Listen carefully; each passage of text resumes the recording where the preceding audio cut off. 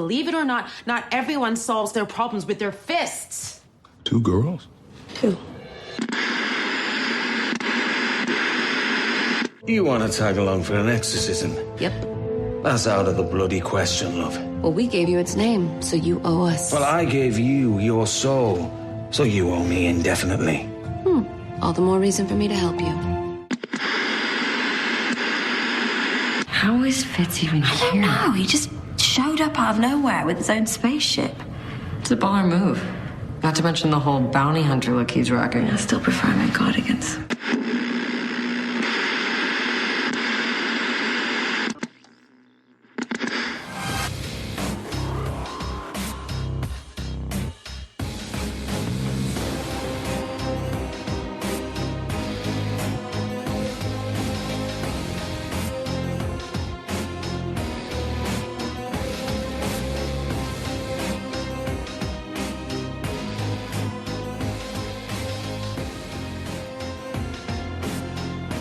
Hello, everybody. Welcome back to the Fandom Zone podcast. I'm Charles Skaggs, struggling through technical difficulties this week. Again. It is my sound card. It's all right. It's not your fault. It's sound card. It's moving. Yeah, so we're kind of winging it without a theme at the beginning, which is kind of weird for us. Although Karen was kind enough to make a special theme this week, which you just heard. Yes, you heard it. We didn't. Yes. Yes, I know what it sounds like. Charles will know what it sounds like by the time this airs. Yes, because I will listen to it on my email. That's right. So this is like a special treat for me later. That's right. All right, but everybody got it now. Right. So we hope you enjoy it. Yes. So welcome to episode 130 of the Fandom Zone, everybody, for the week ending February 17th, 2018, the day after my dad's 83rd birthday. I saw that. He is looking dapper. Yes, he is. So, yeah. Awesome.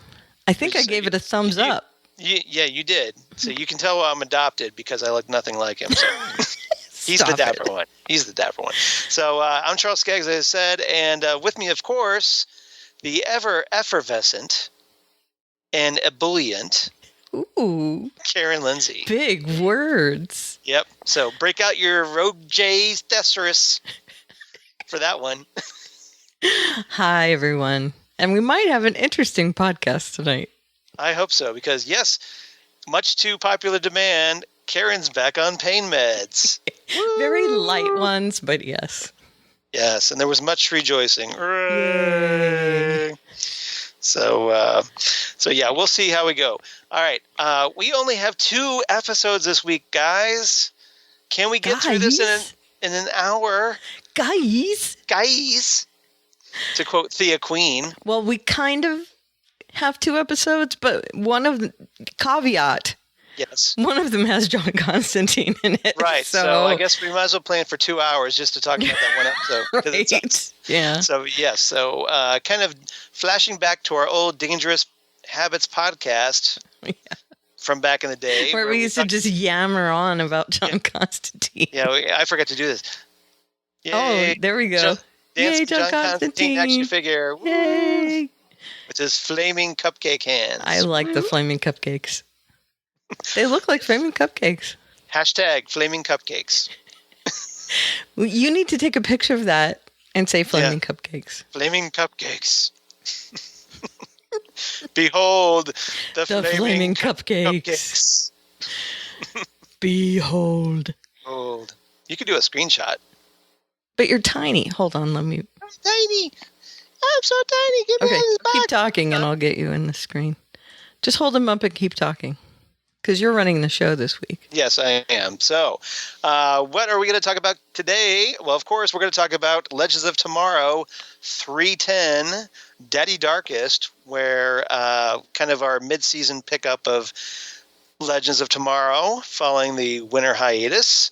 And with Supergirl kind of kicked to the curb, sidelined in the meantime. And our other show, Black Lightning 105. And this is a really long title, so I have to read this off the notes. And then the devil brought the plague, The Book of Green Light. Right. Their titles are the worst. I do have to say that. Well, they're kind of cool. At least the Lawando thing was kind of cool, but this is like really long title. Yeah. So it's not going to obviously be our episode title for the week. One, because Black Lightning didn't have Constantine in it. So, right. It has to be the one with Constantine. It has to be Daddy Darkest. That's the rule. Yeah, it's no real big insightful there for this one. Insight there on that one.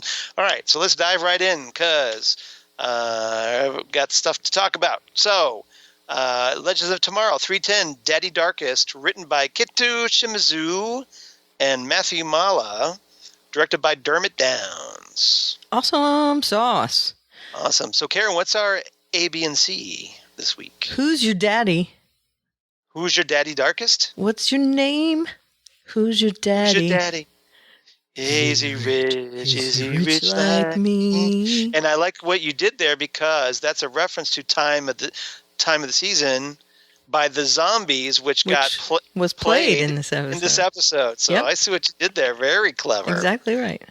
And well played. So and now added to my Legends of Tomorrow playlist on my MP3 player. So yes. Awesome. Yeah, I love that song. Keep adding songs to hopefully fill up a CD so I can have my custom Legends of Tomorrow soundtrack.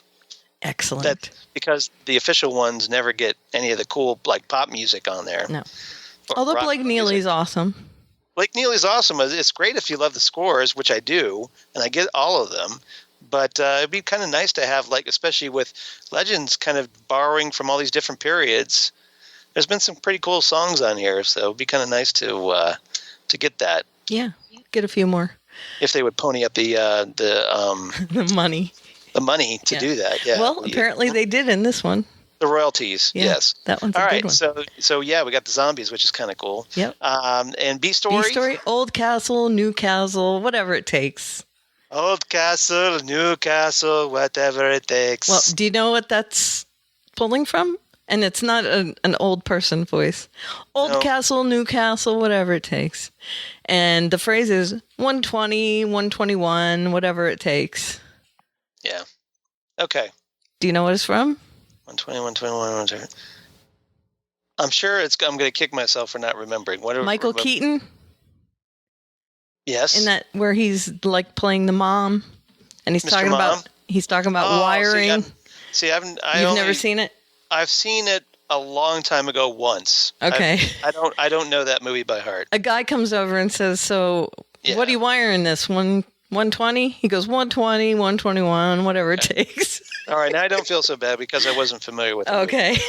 So it's I like Michael Keaton movies, but that was not one of them. It's funny because obviously he doesn't know, what the circuits are. So got it. Okay. I'm more Johnny Dangerously guy. Oh, I love that. Or Beetlejuice. Once. My mom hung me on a hook once. Once. Yeah. Okay. Water, water everywhere, but not a drop to breathe. You found a nice hole. I'm sorry. Lousy corksucker. We can say all that on this show, can't we? Yeah, we can because it's not actually swearing. That's right. Yep. Okay, sea story, water, water everywhere, but not a drop to breathe. Okay. All right, so Who's Your Daddy is presumably about Nora Dark. It is. It played by a younger actress this time, Madeline Arthur. Mm-hmm. Because we get the younger Nora Dark, and we find out that in the course of this episode, we start off the episode, I should say, is that John Constantine has shown up on the Wave Rider and is looking for help because he shows up at the beginning of this episode with the hopes of saving a little girl that resides there. He starts performing an exorcism on the girl, which turns out to bum, bum, bum. I have to do this since you don't have a sound effect. Yeah. There we go. There you go. Not as good as your soundboard. No, I'm sorry. Yeah, it's all right. We do what we can. We're making do here. That's right. You see what we have to work with, Mr. Napier. But so he's trying that, and the girl, I guess the demon inside her, Malice, reveals that he knows Sarah Lance, So, which is how that kind of led him toward the Wave Rider. Somehow he found where the legends were. We don't know how. Maybe through mystical means. He explains it that he used a dowsing thing to find Sarah's soul. I was probably tweeting at that point. Yeah, it's all right. Yeah, I still don't understand how it worked. I'm glad you caught it. But yeah, it's all timey-wimey dowsing. Yeah, he did a half-assed thing. You know, it's called the like the MacGuffin in this game, or just actually it's more of a Deus ex machina. It is. Get things moving. It happened because it happened, sort of thing. Yeah, exactly. So just kind of wave rider it off. Yeah. Get it? So I started there. So he tells Sarah what's up. Sarah tells him about Malice, and they kind of start piecing things together. And Constantine agrees to stay aboard the Wave Rider and help them out with Malice, because that's kind of his wheelhouse and not theirs. Right. So. But they go down to the asylum. How great was it just to see Matt Ryan again? Oh man, I love it. I mean, I love that the episode opened with him using his Jedi mind tricks. For one thing, that was fantastic. Yes. Just sauntering around. Just like he picked up where he left off from the previous Arrow episode. So great. And, I love when he does that, everything is fine. And then he gets caught by the, Nurse Ratchet. I guess it's Dr. Ratchet. Right. And he says, just watch this coin. And she says, I'm not going to watch the coin. And she ends up, being forced to, and he's gone. Where'd you go? It's magic. Right. And it's magic, and I'm fooling you, and you don't like it. I love that he's got that quality of, I don't care. Right. And I'm going to fool you anyway. I mean, I don't care about you at all. I'm here for her. Right. No one else matters. And then through the whole episode, this part I loved. Through the whole episode, he just could not get a light for a cigarette. And he's struggling. It was so great. And how Sarah was like, well, you can get one from Mick if you want your face burned off. No, that's all right, love. And Mick thinking he was Rip. Yeah. I have to think that John could conjure up some fire, some maybe flaming cupcakes. I would think so. And if he really needed the light. Right. But he doesn't use magic here and there. Now, how interesting was it that, he gets kind of introduced to the legends. One legend, at least a temporary legend, in particular, he's kind of more than interested in. Yeah. In the form of Citizen Cold, a.k.a. Leo Snart from Earth X. Well, you notice he has really good radar. Well, yep. He knew right off the bat that this version of him would be interested if he were so inclined. Yes. And I love that. He was like, and who are you, love? Well, you notice this is the first time they've actually played up John's bisexuality on network TV. Yeah. Yeah, but this show has never shied away from that at all. No. And it kind of makes this the perfect show to kind of bring this out. Well, apart from NBC's Constantine. Right. But, which sadly no longer. Oh, they would have never done that on NBC, though. I understand that because they're sticks in the mud. But, right.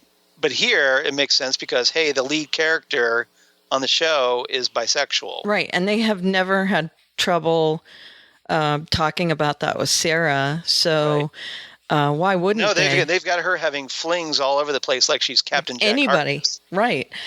And I love that, they just made it a thing right off the bat. He hones right in on Citizen Cold, of course. Right. And I love that he's like, I'm not interested and I'm taken. And I love that. Yeah. Mick is like, yeah, his girlfriend is a guy. Well, at least he's getting there. He's for Heat Wave, this is broadening his horizons a bit. It is. He still doesn't get it, though. He kind of I think he sort of gets it, but he's just more like, I'm not down with this, but I like I'm not gonna Snart, but I like Snart enough that I'm not going to make an issue of it. Right. That I don't hate him because of it.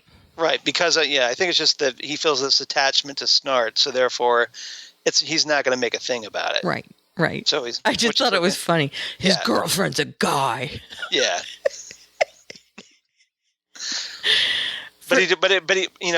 He goes just far enough and stops before it becomes homophobic. Yes. He knew where to draw the line. See, I don't think he is homophobic. I don't either. I don't think he is either. He just doesn't get it. Well, I just think that he's just socially unaware, or not really unaware, just he's more like socially apathetic. If he doesn't care. Right. If it's not concerning him, then it's just nothing. Right. Yeah, that's the whole thing. He's probably like, well, as long as he doesn't hit on me, I'm cool with that. Exactly. And he really is cool with it. Like some people say that and they don't mean it, but he really is. I think he is. Yeah. I don't think he's homophobic. Yeah, I don't think so at all. At least I haven't gotten that impression. I just think he just doesn't get it. Yeah. You know, it's just not in his. Or doesn't want to get it. Not in his wheelhouse at all. Yeah. Yeah. Yeah. I totally agree. Not on his radar, in his wheelhouse, nothing. Plus, in this episode, he honestly had everybody tuned out. And I love that he had nothing to do with any part of what was going on in this episode, but he still managed to make part of this about himself. Oh, Heatwave? Yes. Yes. He was watching the game.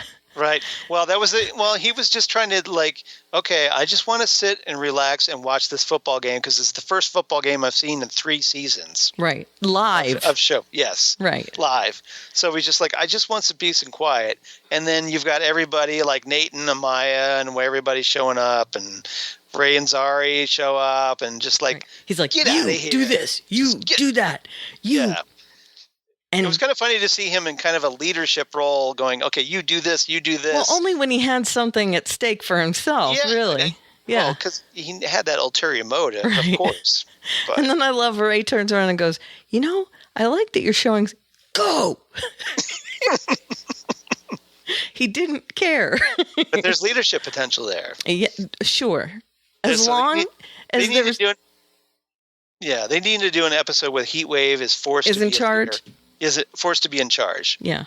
Don't you think that would be a great episode? Well, they kind of did in that one where the wave rider was at the bottom of the ocean and they had to wake him up. He was kind of in charge until they got the whole team back together.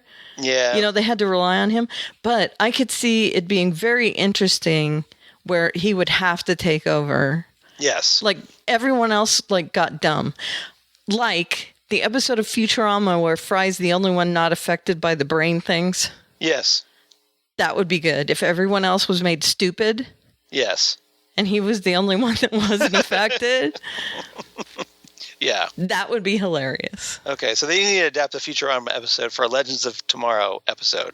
Well, just, make that sort of thing happen. The premise. Make them all dumb. Yeah. Except for, him. Right. So, or make him like a super genius. Well, they'd have to be dumb. Yeah. Because if he was a super genius, it wouldn't matter. They would still be That's smart. true. It wouldn't really be him, would right. it? No. Okay. All right. So, the Legends and Constantine, they get a hold of Nora at this asylum, and they place her in the middle of a pentagram to start another exorcism. Constantine tries performing the ritual again. Malice takes over Nora's body. And then Nora draws a symbol on the ground, and when Sarah, Leo, and Constantine approach it, they get transported out of the room and sent back to 1969. Right. And Malice isn't really... the year I was born. Nice. Yeah. Malice isn't really down with the pentagram thing. No. He doesn't stay in that little area. No.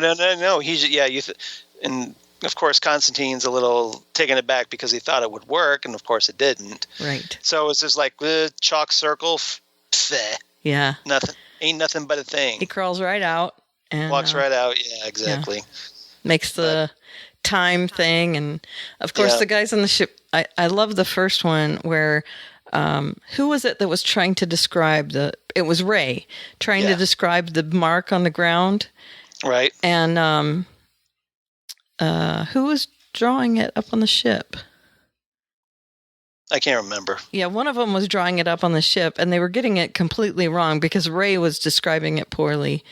And then one of the girls took a picture of it with their phone, and she's like, "Welcome to the 21st century, Luddites." You don't have to describe it. You can just take a picture and send it. It was funny. Yeah. So eventually, though, what is it here that Zari ends up like figuring out that Nora is in fact Nora Dark, daughter of Damien Dark, and has to warn everybody about it. And this all happens while like, oh hey, they go to Ray and Zari, or no, who was it? Trying to remember who took her to the coffee shop. Oh, I guess it was Ray and Zari. They took her out for a cup of coffee. Mm-hmm. And then Damien Dark shows up. Yeah. After Malice has shown himself and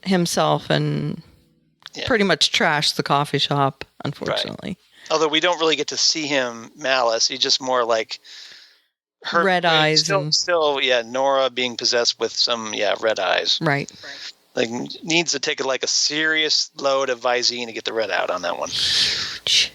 Huge. So Zari ends up like trying to warn everybody, hey, Damien Dark's back in play. And I guess they're trying to, or Damien, I'm sorry, excuse me, tries to kind of persuade Nora that, oh hey, the legends are lying to you. And, oh, Malice, no, we're buddies. He's not a demon. Yeah. And but you should, he's your savior.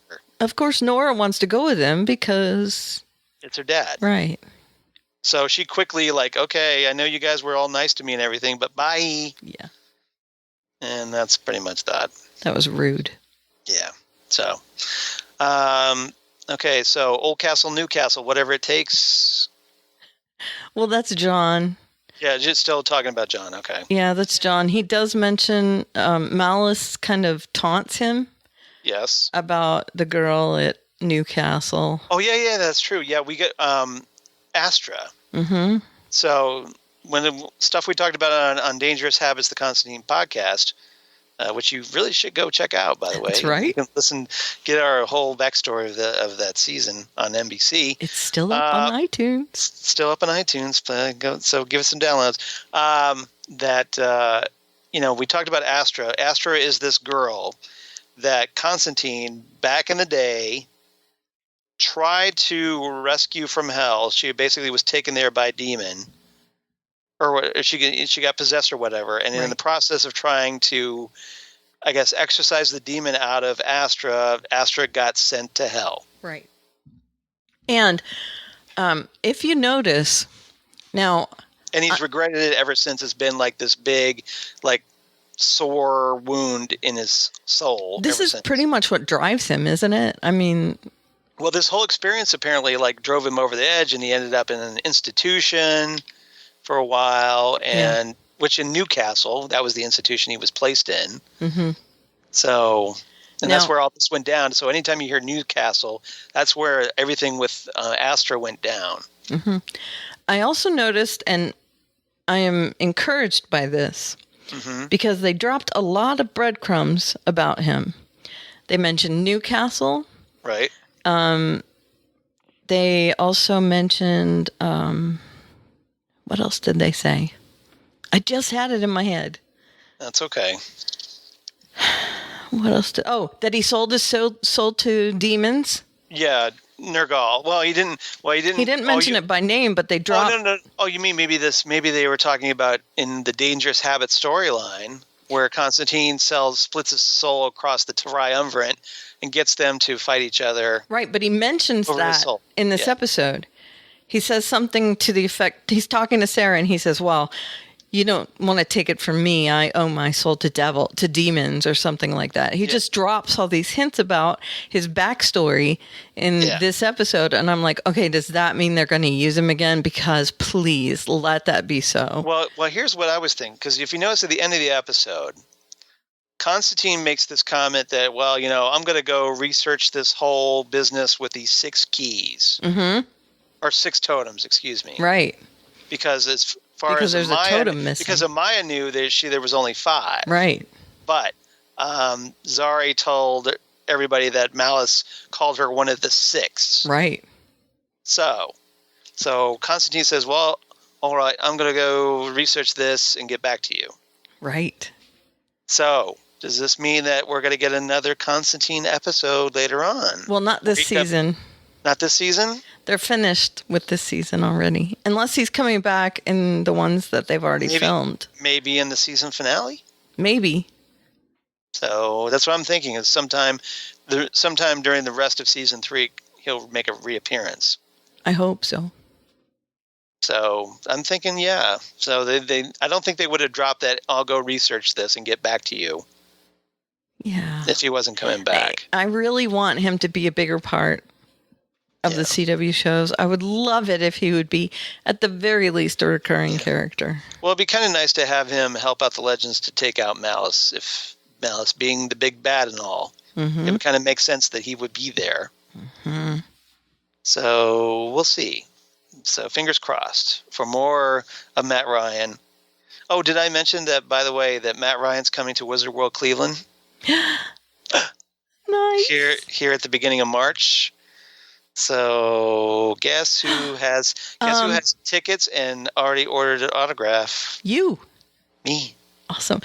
Breaking news. Yes. Matt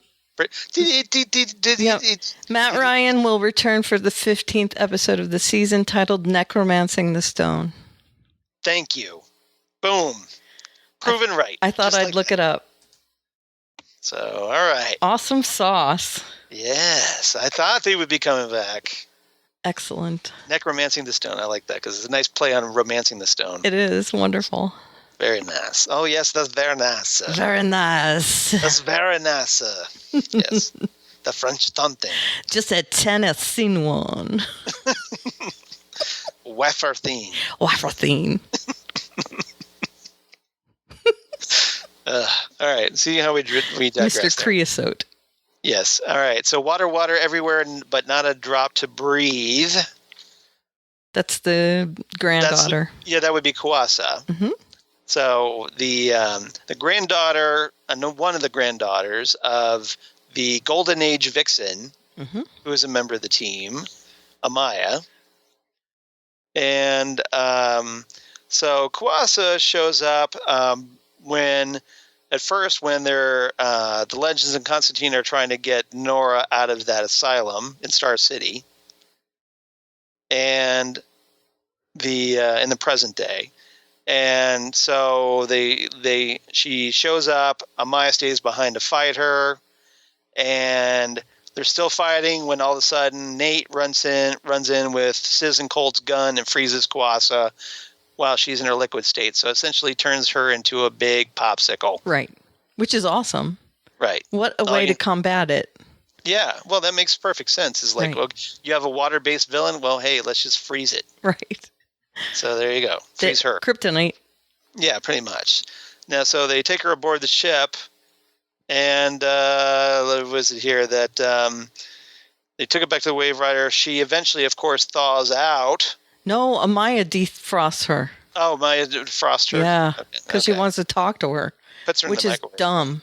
Yeah, it is because she reveals that in the future, poachers eventually raid their village and kill Amaya. Mm-hmm. So Maya now has knowledge of the future. Right, which is dumb. Which explains why at the beginning of this season we saw her fighting those British guys or whatever. Right. Yeah. So now you know what caused that and what all that was about. If you're kind of connecting the dots. Right. So what else with Kuasa here? So on the Amaya lets Kuasa go, and I guess that's the last we see of her for now. Mm-hmm. Okay. And People just leave the ship, and then we have no idea how they got off or what time period or whatever they go. Right. She just leaves. She just leaves somehow. I'm guessing she goes back to Damien Dark, though. I escape somehow. Yeah. Poof. Jazz hands. Yeah, exactly. Smoke bomb. I escaped somehow. That's from Thumb Wars, the Star Wars parody. Yeah. Parody with the I escaped thumbs. somehow. Yeah, I escaped somehow. Princess Bunhead. Nice. I love Thumb Wars. So if you know Thumb Wars, if you know what I'm talking about, I'm sure it's making you smile just thinking about it. Well, it's making me smile, and I don't know very what underrated. it is. So. Oh, okay. Well, it's like a Star Wars parody with the faces on thumbs. Okay. Like very the guys cool. with Thumbtanic, if you're familiar with that. Well, I know of thumb puppeting. They also did Bat Thumb. Okay. Yeah, I'll have to look it up. Yeah, you should. It's worth it. I know that Thumb Wars is on YouTube. Okay. It's only like a half hour. I'll go look it up. But it's one of the best Star Wars parodies I've ever seen. Cool. So many quotable lines. All right. Little side note there. What is like? Yeah. We should probably do. We should probably do. Leo. What is this bizarre segue that's happening right now? Maybe we should stay on point. Yeah. So.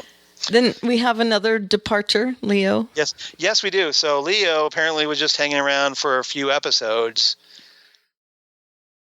presumably just to kind of like get to know Earth One McRory a little bit. Maybe. I don't know. We're not quite sure why he was there, really.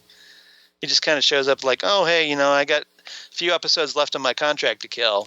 That was probably more like it, to be honest. To finish out my contract. And okay, now that I'm done, bye, everybody. Bye. Yeah. So. He's going to go propose. Yeah. So he's going to go propose to the Ray. And his Ray. His Ray. That's what he said. Yeah, not Ray as in Ray Palmer Ray. Right. This would be Ray Terrell Ray from Earth X. Right. The Ray. The Ray. The Ray. Not a Ray, the Ray. The Ray. The definite article, you might say.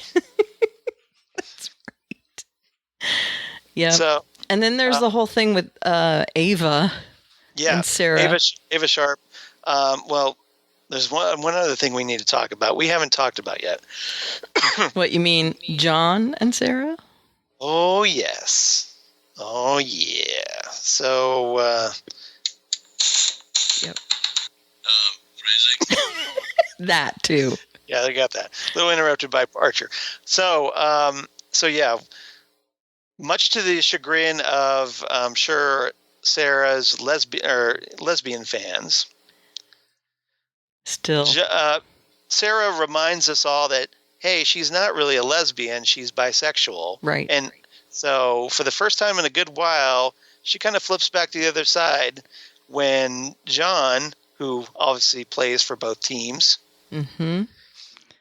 also is interested in her, and they kind of get it on.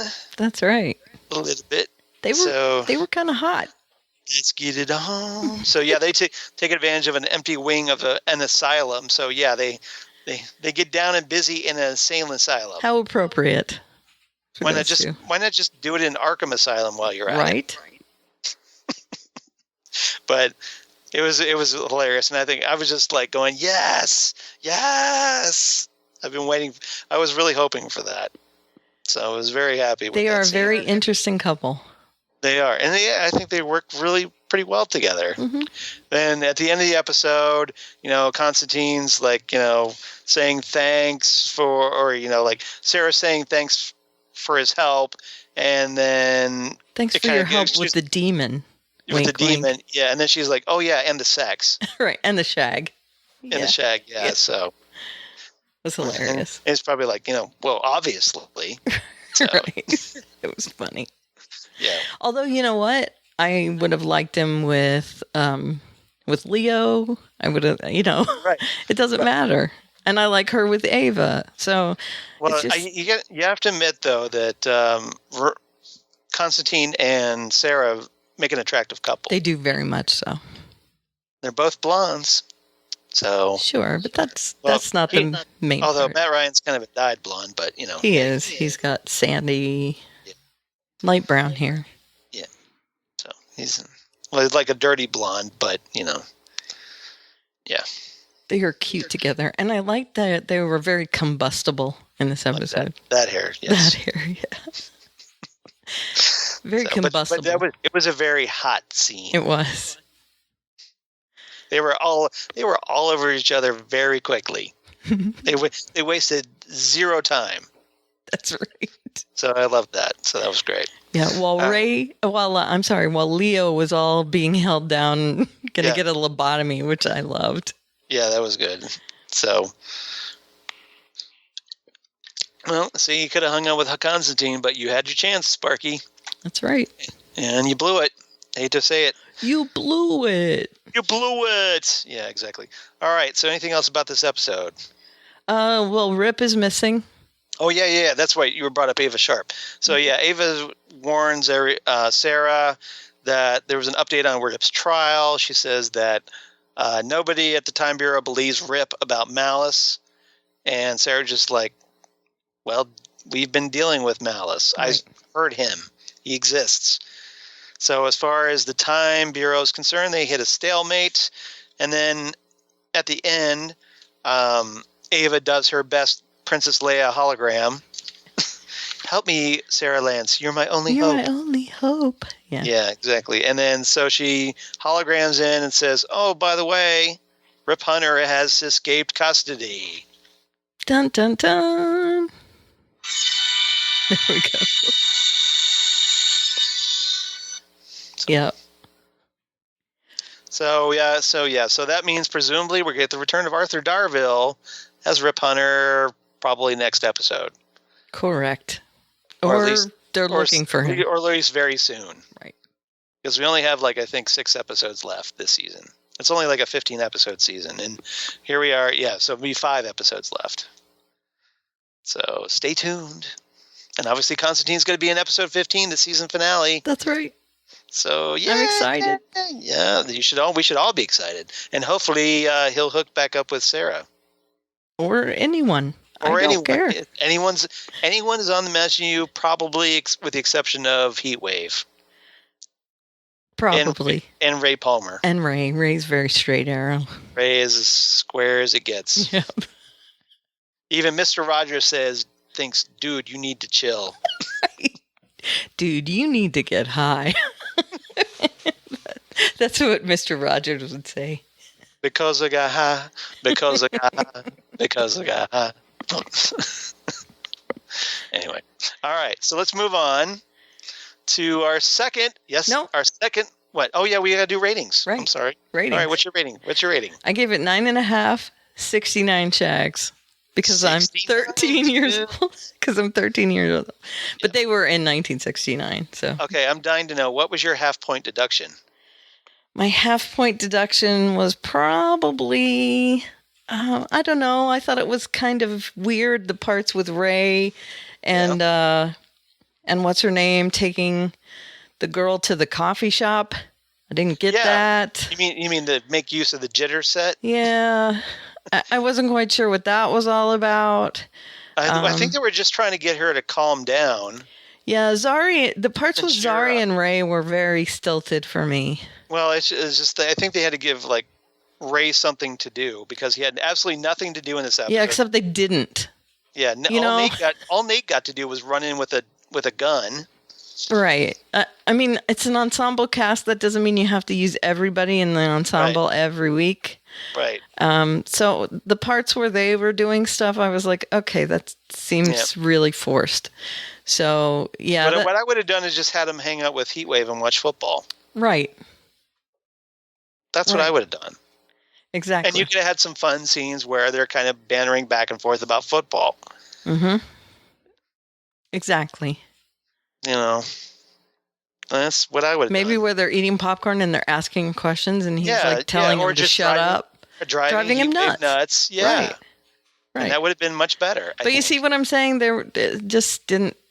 I didn't get it. But did the Legends of Tomorrow writers call me? No. Oh, they didn't. No. So, Another week down where they could have been using you. Wasted. I know. All right. And what did you give it?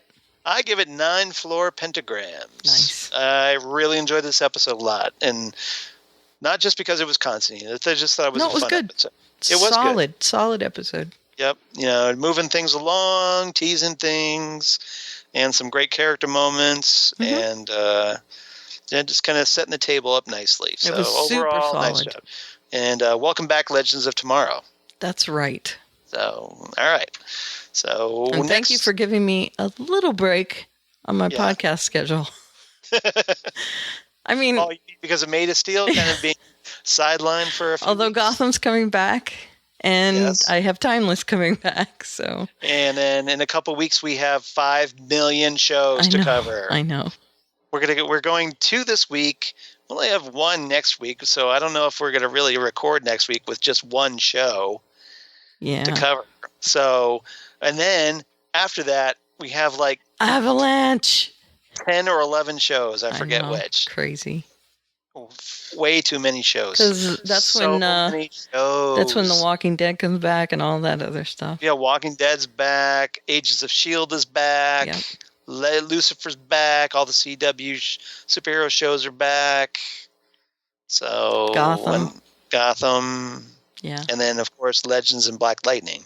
So, all right. So, on to Black Lightning. On to Black Lightning. I don't mean to be a bit of a downer there, but no, it's all right. It's not like I feel tired already. Why are you doing this? It might be great for you guys, but not really looking good for Team Fandom Zone here. So, all right. Team Fandom Zone. Hashtag Team Fandom Zone. Team Fandom Zone. You guys are part of that too, by the way. Feel free to use that Team Fandom Zone. Yeah, well, I was calling everybody zoners. That's right, zoners. So, zoners. But I kind of like Team Fandom Zone. Hashtag Team Fandom Zone. I like that. Yeah, it's kind of like Team Flash and Team Arrow, though. That's fine. So does that mean we need like an annoying hacker character? No. No. Although it could be me. I used to do that. That's true, you did. Mm-hmm. But you're not annoying. No. I'm the annoying one. I can be annoying. If you really want me to be annoying, I could be. I used to give myself money in all my games. I'm sure I could ask Sean if you're annoying. Before there were like cheat codes that you could download because it was before the internet almost, I used to like hack into my games and give myself money and stuff like that. I see what you did there. Mm-hmm. I did. Yep. Well, you just took advantage of the system. Mm-hmm. Yep. It was easy. They were all in hex code and so I just... Now, maybe in the hacker community or the gamer community, you've probably pissed off some people, but... No, because it was my personal copy. Oh, okay. I thought it was like, in the shared game or something. Oh, no, there wasn't anything like that back then. Oh, that's right. This was like Civilization 2. Oh, I see what you're saying. Way back then. Well, then nobody cares then. That's what I'm saying. But I'm saying I hacked it. Okay, that's true. Okay, fair enough. I manually hacked it. Black Lightning, episode 5 of the first season. And then the devil brought the plague, the Book of Green Light. Colon. I always reminds me of like Aqua Teen Hunger Force, movie, or something like... Yeah, it had a big long movie name. Show for theaters or something. I forget it was something weird. I forgot it was. All right. Written by Adam Geodrone, directed by Rose Trausch. All right, what you said. Yeah, exactly. Excuse me, Gesundheit. Rose Trausch. And what's our A, B, and C, Karen? Toledo. Oh, hi.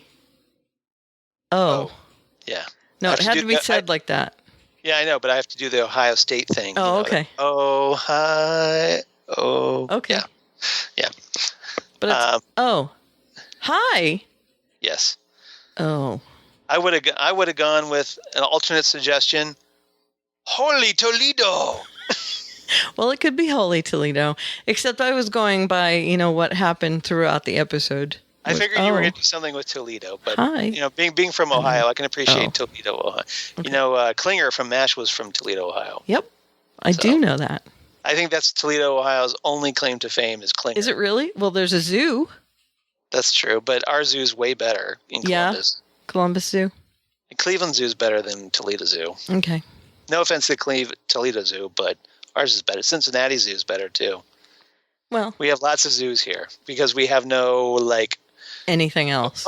ocean. Oh, ocean. We have a lake, Great Well, Lakes. there's no ocean here in Atlanta, but we kick ass.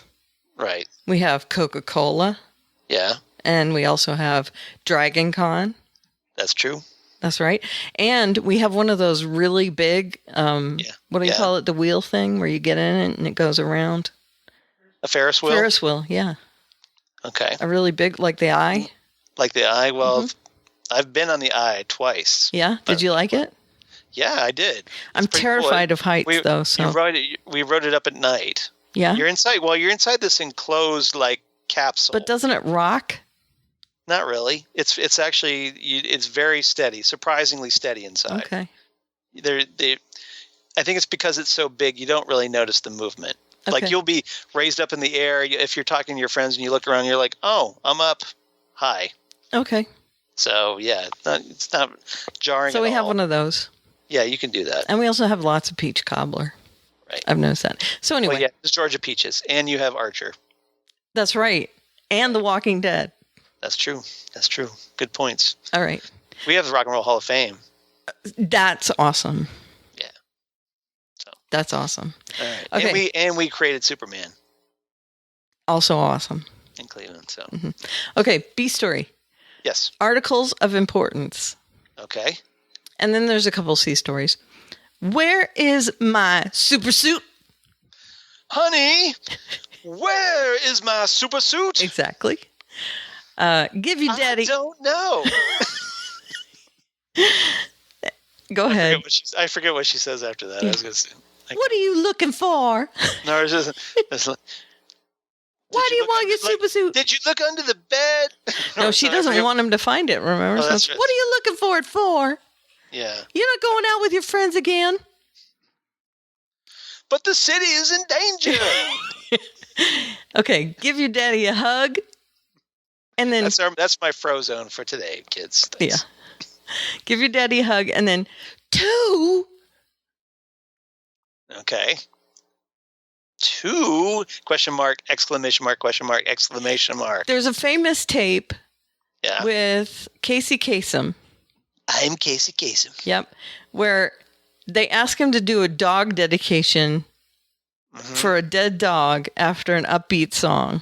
Yes, it's hilarious. Right. And in one of the things, Howard Stern plays this a lot, by the way. one of the things they're asking him to do 2 something, and he goes, 2, and then he goes, 2 afterwards. And so that's where I'm pulling that Yeah, to but from. basically he goes off on this. Casey Kasem goes off, the guy who played Robin and Shaggy on, Saturday we talked morning about cartoons. him last week, actually. Yeah. So he goes It's off a pretty on this famous rant. this big F-bomb rant. Right. It's pretty epic. Right. Oh, it says, please join me next week and every week at 2. 2? Yeah, that's it. That's it. He doesn't like having the 2 a.m. slot. Yeah. It's now, granted, it's not as epic as the Bill O'Reilly rant. No, it's not. But it's more famous, I think, than the Bill O'Reilly rant because it's been around longer. Right, it's been around longer. He did it a lot longer before Bill went off and his insane brain explode. Right, but I love that one because he's like, why you got to give me an effing dog dying after an upbeat record? Right. It was so funny. It's pretty epic. Yeah. All right, so go check it out. It's probably all over YouTube. You It is, yeah. Just do Casey Kasem. Rant. Yeah. I'm sure you'll find it. CASEYKASEM. Right. If you're looking how to spell Casey Kasem. Yes. So there you go. Soinks. And if you hear 2, you'll know exactly that reference. You'll know it. Now you know what we're talking about. Right. Okay, so Toledo, Ohio is our bad guy. Yes. So You did it again. I did it again. Yes, I love did. it. Yay. This Toledo guy. So where's it here? Jefferson goes looking for the guy behind all of this. He finds out it's this guy named what's his name? Toledo. Joey Toledo? Joey Toledo, I think. Yes. So Henderson ends up calling Jefferson late in the episode. He confirms that Joey Toledo is indeed back in town. Right. And Jefferson suits up to go after Joey Toledo, but Gamby tries to stop him. Right. And Gamby's like, okay, I'm not going to give you this control module because there's something wrong with the suit's capacitor. Right. And we'll get into the whole super suit thing later. No, that's a different super suit. That's not his. Different. Okay, not his. We can talk about his super suit in this one. Oh, that's right. Oh, you're talking about Thunder's super suit. Okay, I'm sorry. So Jefferson threatens to shock Gamby. So Gamby gives Jefferson the control module, and Black Lightning goes off to find Toledo. Yep. And Jefferson, as it seems to be turning out, is because this suit is affecting him. Like this is a different type of suit that Gamby's come up with. It can allow Jefferson to use his electrical powers to fly, for one thing. Right, and to shoot like laser beams. But apparently it's having a very negative effect on our hero. Right. And kind of negatively charging his electrical energy. Yeah, and so he's becoming very irate and hot-tempered, and ready to throw down with anybody. In the middle of the episode, they call his wife. Yeah, and they have to have ex-wife. Yeah, Lynn, and they have to have Lynn check him out. Yeah. So there's that little. Lynn is at least a physician. So another reason for her to get all up in his face about it. Right. That's irritating. Yeah, but she does kind of try to smooth things over toward the end of the episode. Yeah. She's yeah, and then things go bad again. Yeah, things go bad again, but that's not on her, though. No, it's not. It's not her fault. She tried. She made the effort at least to go hey, sorry, I kind of got up in your grill. Yeah. So my Toledo is O, as in that's where he finds out about Joey Toledo. Right.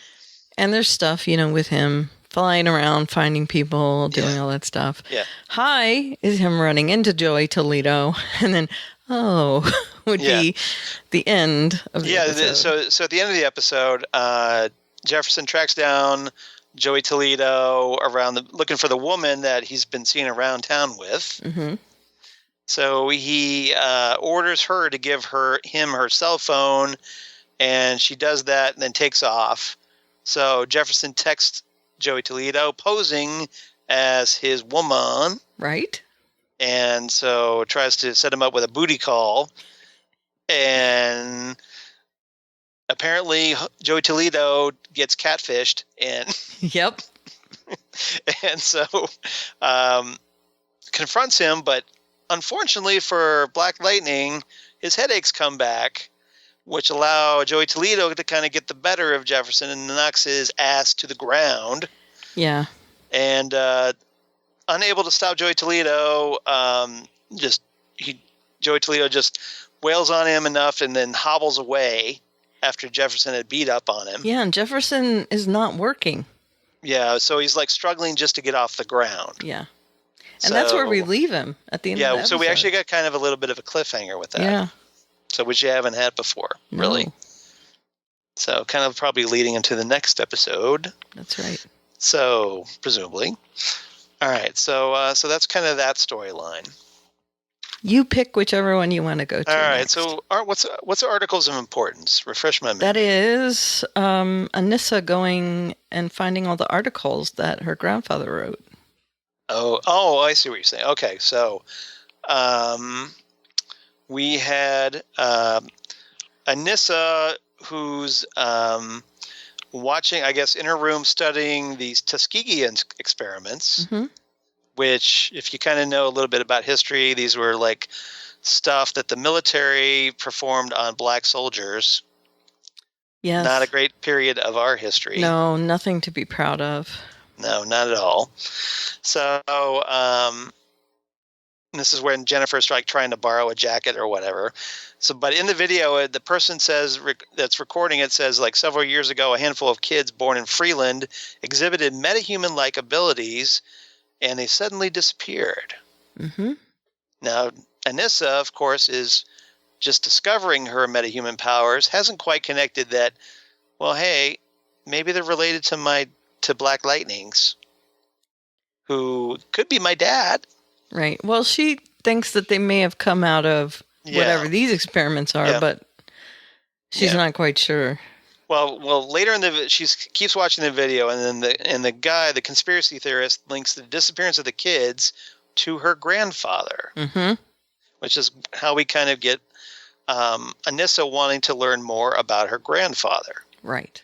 Jefferson's father, presumably, and because I think it said it was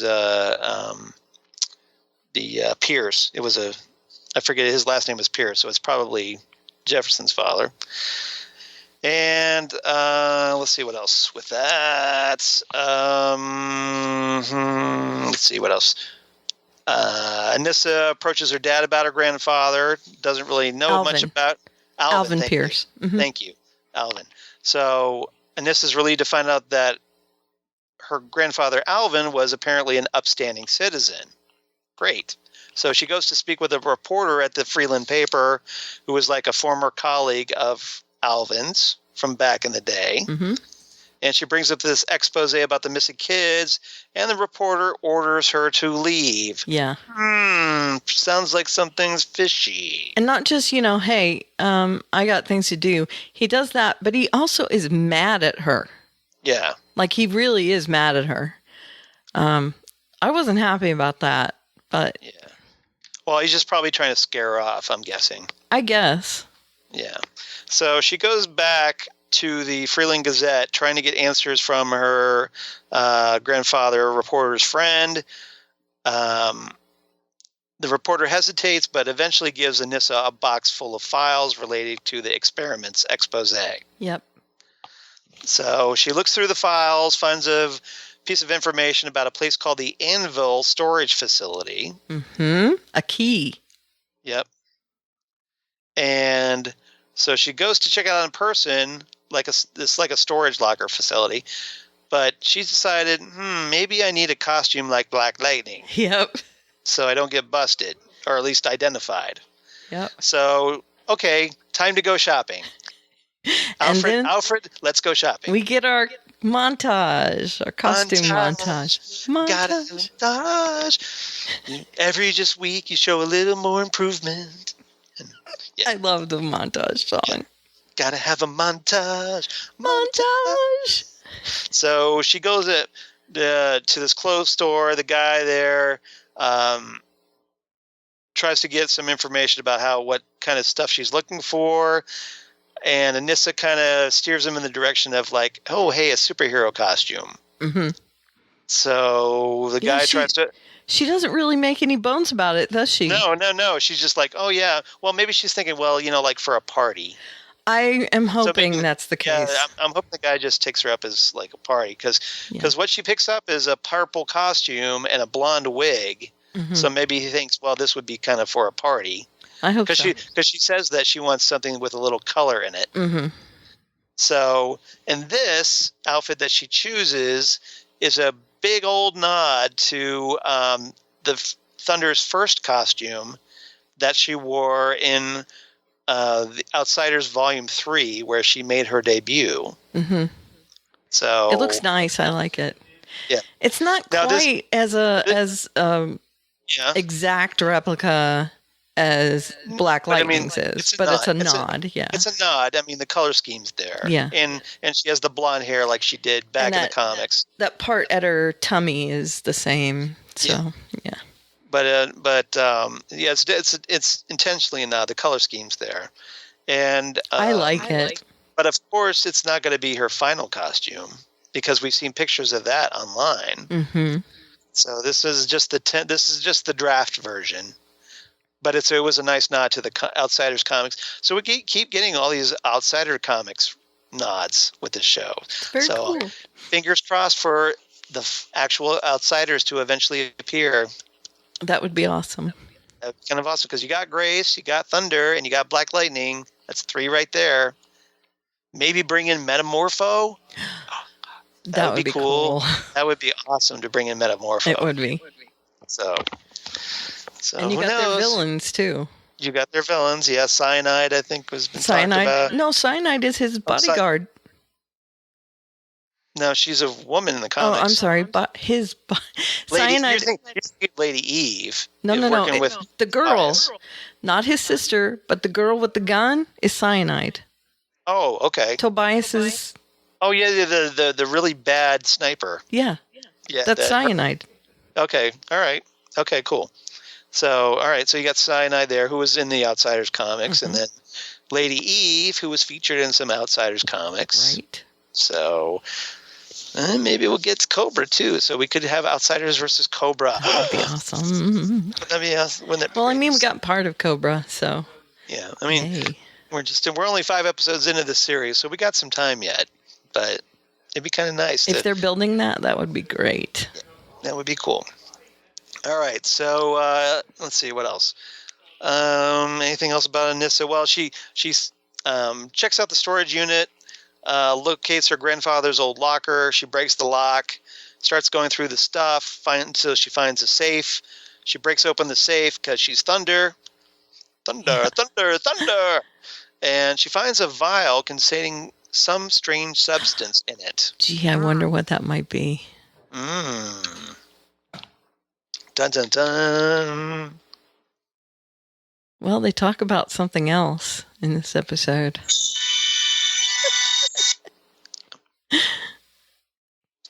All right. So, anything else about this particular storyline before we move on? Mm-mm. All right. And we even talked about the where is my super suit? Honey, where is my super suit? That's right. Yeah. Give your daddy a hug. Don't know. That is Tobias and his sister going to Yep. see Daddy. Boy, they did not like their dad. His sister Tori. Mm-hmm. Yeah. They hate their dad. Yeah. Apparently, well, you get a flashback with their lives as kids, so they're kind of developing Tobias Whale and his sister Tori a little bit here, giving them a little backstory. Kind of like the same backstory that Captain Cold and his sister Lisa, the Golden Glider, got. Very much so. So yeah, apparently their father was pretty abusive. Very abusive. Eldridge. Yeah. So yeah, we got that.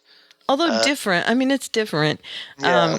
But apparently, like, his dad just hated his son for being an albino. Well, and sick. Yeah. He was sick. He didn't want to spend money on his bills. So when Tobias would speak up, he would take it out on his sister because he couldn't hurt Tobias because he was sick. So he would, take it out on his sister. And Tobias always wanted to get back at him. So when they find where Eldridge is, that's when they pay him a visit. Present. So they go pay him a visit in the present day, and they try to confront him. Tobias breaks his dad's back and leaves him to die a slow, painful death, writhing around on the floor. That's right. Now, yes. I have to mention that in this episode, before we move on from Tobias's, I know we're not going to move on yet. Right. Before we move on from his storyline, it was mentioned in this episode that he is taking a anti-aging serum. Oh, that's right. That probably gives him a bit of strength. Right. Because he broke his dad's back. That's true. Just with his, by hugging him. Well, remember, he also choked the dude to death with one hand. Right. So. But then we also see Anissa find a vial of something. So you think it's that thing? Well, why would they mention this serum in this episode? And so I'm assuming it's at least related. Yeah. And he might be one of the people that was experimented on, or in the Tuskegee. That's a distinct possibility because it's anti-aging serum. So he's older than he looks. Right. And maybe his sister is too. Mm-hmm. She'd have to be. Yeah. So that's interesting. Yep, it's possible. So all right. Let's see what else. Let's see. We did our super suit thing, and 2 ? 2 is the broken wrist. the broken wrist of, refresh my memory. The friend of the other daughter, Jennifer. Oh, that's right. Yes, thank you. Two? There were two girls? Yeah, So exactly. are we seeing some Yes, some that's powers manifest here? Well, no, not so much, because remember, Jefferson taught his daughters how to fight, both of them. Right.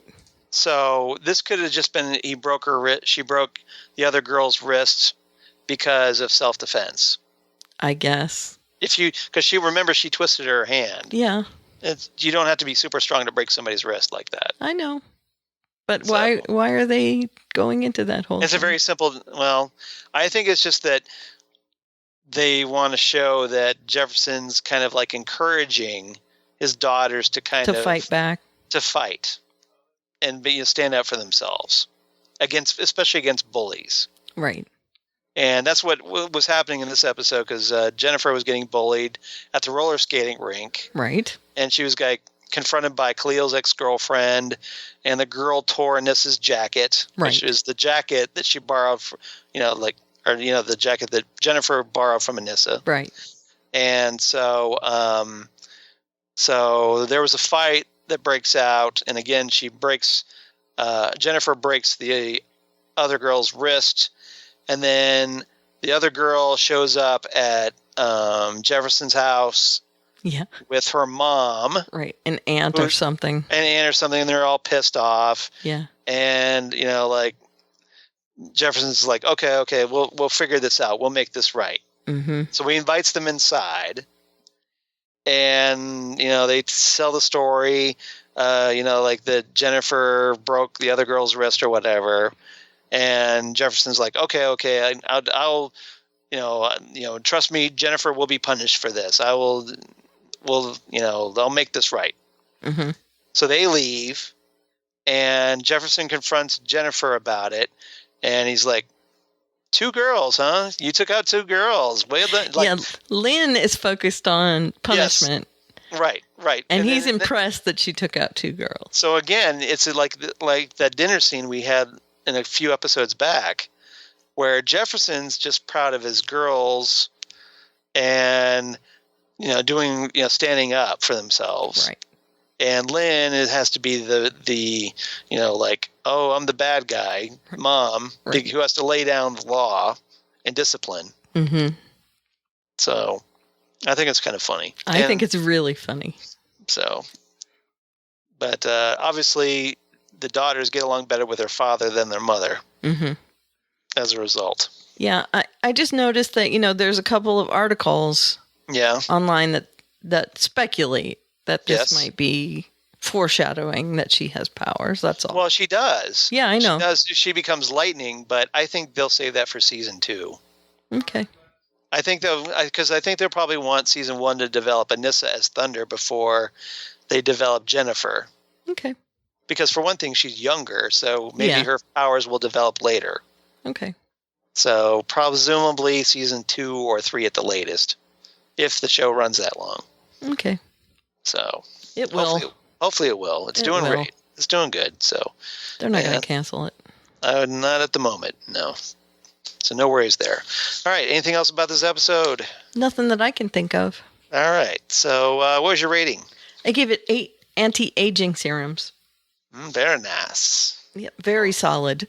Yep. I like this one a little bit better because I just liked the nods to Thunder, and I liked Jefferson being proud about Jennifer, and some backstory for Tobias Whale developing his character. So I gave it 8.5 Thunder Wigs. Thunder Wigs.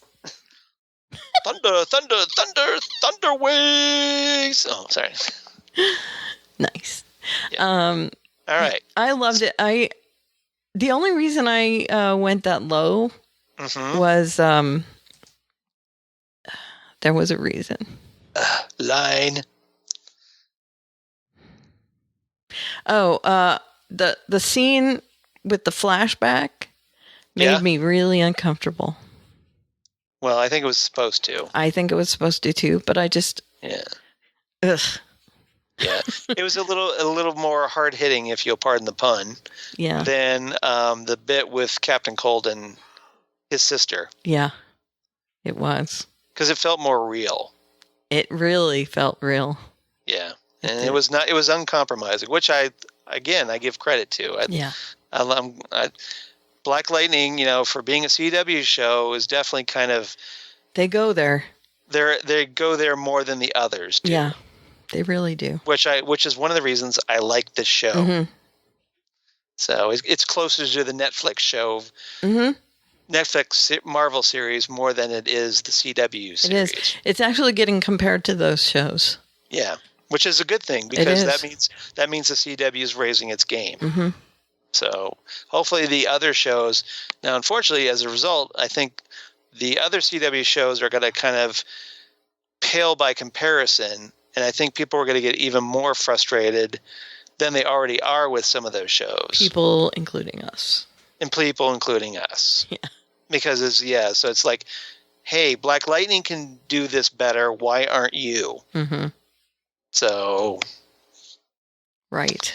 Yeah. So, but that's good. Keep raising the bar. We want to keep raising the bar rather than lowering it. Mm-hmm. I agree. So, all right. So rant over, I guess. Sorry Agreed. about that. All right. So, do we have some Justina feedback? We do have Justina feedback. We can't listen to it as we play it, but I'm going to insert it here. to be inserted. Right. So we will listen now. Hi, Karen and Charles. Wow, that episode was super scary. I mean, I love Constantine's sass and all, but the creepiness of that episode reminded me why when I tried to watch his show, which by the way is available to stream for free on the CW Seed app, I had to shut it off. It was just too scary for me. But I'm really glad that fans of the Berlantiverse get rewarded by these storylines, sometimes taking place in other shows, and quite a while ago, find their way back and get expanded on later. I always thought there would be further consequences to Sarah coming back from the Lazarus pit, and she's been able to fight the darkness and become a wonderful captain. But I am interested in what letting the darkness back in to help the team in this episode will do to her overall. I wonder if we'll get to see John Noble as Malice. He plays Wicked so wonderfully. And if we did see him, I totally missed it. Because did I mention? I had my eyes closed a lot. This episode was creepy. I loved Mick trying to lead the team in Sarah's absence, bossing people around while trying to watch the football game. That brought some much-needed levity this episode. This episode gets 9 out of 10 non-smoking time. Also, I've been catching up on my other shows, and can I just mention really quick that I'm really proud that Supergirl used her team in last week's episode, and Mon-El was honest. I really enjoyed that. And you guys were wondering how I felt about S.H.I.E.L.D., and now I'm caught up. The first few episodes of the arc were very rough for me. I guess I really do have a favorite character in S.H.I.E.L.D., because when Fitz was not in the story, I could not stay connected and invested in that story, and I was really bored. But as soon as Fitz was back, all of a sudden, the arc went out of this world for me. The arc as a whole gets 8.5 broken planets. Also caught up on Lucifer. Death Do Us Part was like the best episode ever. My favorite of all the recent episodes. Have a super week. Okay, wasn't that great? You and I will listen to it before it airs. Yeah, yeah, thanks, Justina, for your feedback.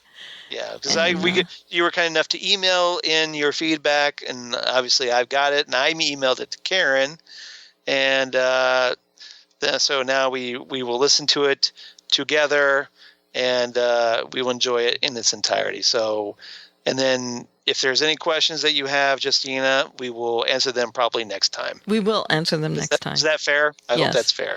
Yes, it is. Thank you again, as always, for sending in your feedback. As always. And if you want to get in your feedback, you can email it to fandomzonecast@gmail.com, like yes. Justina does. Yep. You can go to Facebook at facebook.com/fandomzonepodcast. You can contact us on Twitter at fandomzonecast. Listen and subscribe to us in Apple Podcasts and leave us a review. And Ken from Chicago, by the way, was kind enough to link both sides now from Judy Collins. Okay. For you to listen to from last week. Okay. I've looked at clouds from both sides now. The song that I told you about. All righty then. And you can reach me, Karen. Well, thanks for listening again from Chicago. Of course. He's Yes. always here. Thanks for listening, Ken. Yes. You can reach me Yes. at Aliveria, Aleveria, or at Alies_stuff on the Twitter machine. And in my bio at both places is a link to my blog, at which you can find all my other links. And you? Oh, well, I am also on the Twitter machine. Twitter machine and the Instagram and Google Plus for all you crazy kids with on the Google Plus. And Facebook, of course, at Charles Skaggs. And my blog, Geeky Things. Damn good coffee. And hot. Damn Good Coffee and Hot, where I talk about all the shows that we talk about here on the Fandom Zone podcast. And more. And Lord Almighty, there are plenty of them. More. Way more. So many shows. So much guys. more. So, and then all kinds of comic book and sci-fi goodness. Hope to have my Black Panther movie review up soon. Mm-hmm. I was working on that today, so fingers crossed to get that done soon because I want to get that out. And spoilers, I enjoyed the movie. It's really good. Wait.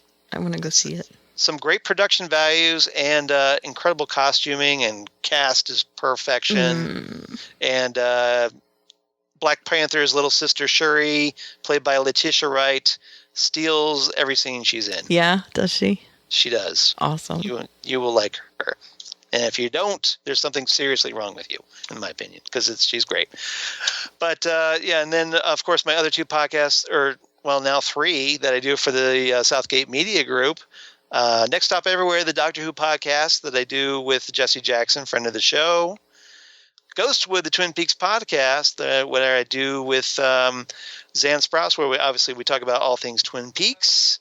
And then the upcoming Titan Talk, the Titans podcast, that is currently being held hostage by Rob Southgate, even though we have our 3 required shows recorded.